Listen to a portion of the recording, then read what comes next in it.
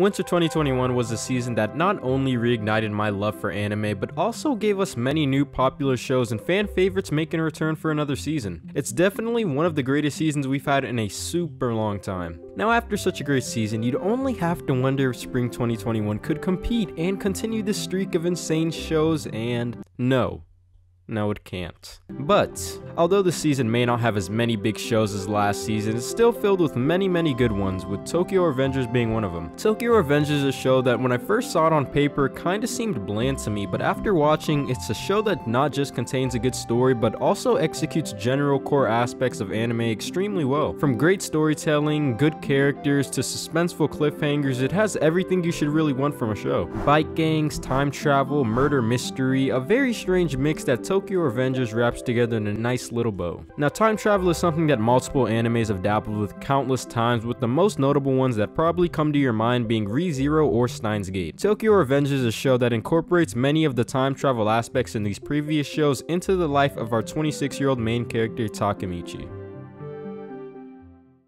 Now the show starts off as your pretty common intro to an anime, with Takemichi just being a no-life loser. He works a job he doesn't like, has no direction in life, and is just really lame. Think of him as your average League of Legends player. While relaxing in his dirty apartment, he overhears a news headline about the notorious Tokyo Maji bike gang being responsible for the murder of a girl named Hinata Tachibana. He honestly doesn't really think much of it at first until he remembers that she was the first and only girlfriend he ever had back in middle school. So now he's kinda sad and stuff because he's not just a loser now, but now a loser with the dead ex-girlfriend. But life must go on, and there's honestly nothing he can do about it because he's facing his own problems. While waiting for a train, somebody randomly shoves him in, and just before it looks like his life is about to end, he opens his eyes to find himself back at the peak of his life, 12 years in the past, in his second year of middle school. His life back then is pretty much better in every single possible way than it is in the present at the moment. He had the respect of being a strong fighter, a cool gang of friends, and best of all, his girlfriend Hinata was still alive. After reliving the fateful day involving his unfortunate run-in with the Tokyo Maji bike gangs, he realizes that this is the day that his life began its inevitable downward spiral. He meets Hinata's younger brother Naoto and informs him to make sure to protect his sister, knowing the tragic fate she meets in the future. Her brother agrees and they shake hands, and suddenly Takemichi finds himself back in the present, realizing that the train didn't actually kill him, and he's now surprisingly greeted by the now older Naoto. They learn that Takemichi has the power to travel between time, with the condition that he and Naoto have to shake hands, and they also learn that whatever Takemichi does in the past also affects the future. His past conversation with the younger Naoto led to him getting saved from his impending death from the train. I think most viewers will find Takemichi's multiple returns to the past very interesting, because you'll slowly discover that some small actions that you won't even really see as being significant in the story will cause big impacts in the present, which is something I always really look forward to.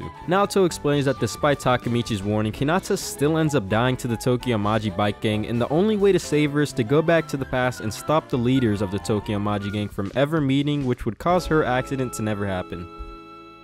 So you're probably like, wait. Is this not erased? With like a sprinkle of Steins Gate and the ass beatings of Re:Zero?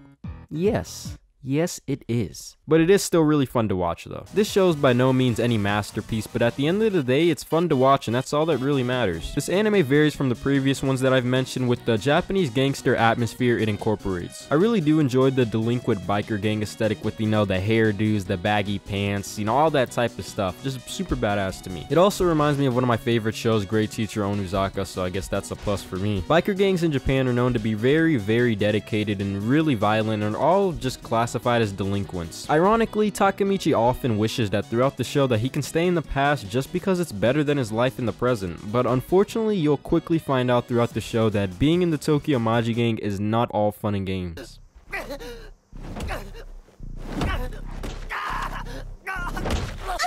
You will see countless times throughout the show people getting the dog shit beat out of them, and dangerous situations happening very frequently. The Tokyo Maji bike gang is ruthless, and Takemichi being in the gang will involve him getting his ass beat a lot. Like every fucking episode, dude. Oh, just had lunch? Ass beat. Like, wake up? Ass beat. Are you tired, bro? Yeah, let me put you to sleep real quick.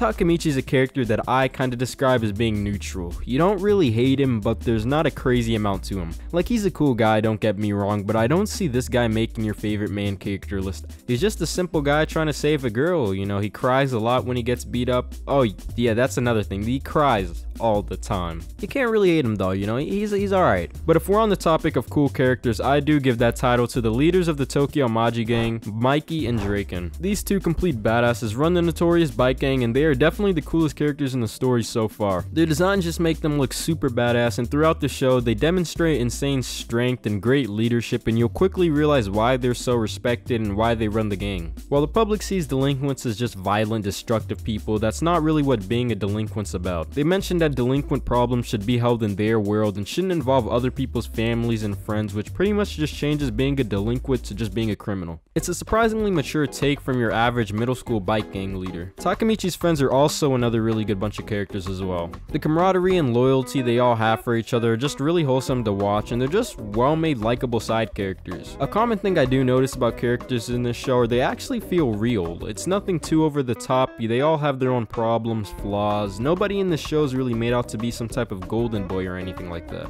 Even in the dialogue, most conversations in this show just actually feel genuine, like you're honestly just listening to a group of friends talking. Tokyo Revengers is all around a really well-made show so far. It knows when to get emotional, when to get serious, and they do both of those very well. The art in some scenes look really nice, but it's not like MAPPA quality or anything like that. I'm not gonna lie, I've been watching a lot of shit made by MAPPA recently, so I gotta get used to like the normal animation again. But trust me, like, it looks fine. It's actually like above average. But yeah, check this one out this season if you're not already. I'm a little late with this video, so most likely you've probably already watched a video on this and you're watching it. So hope you're enjoying it if you are, and yeah, next video, I don't know when. Alright, bye.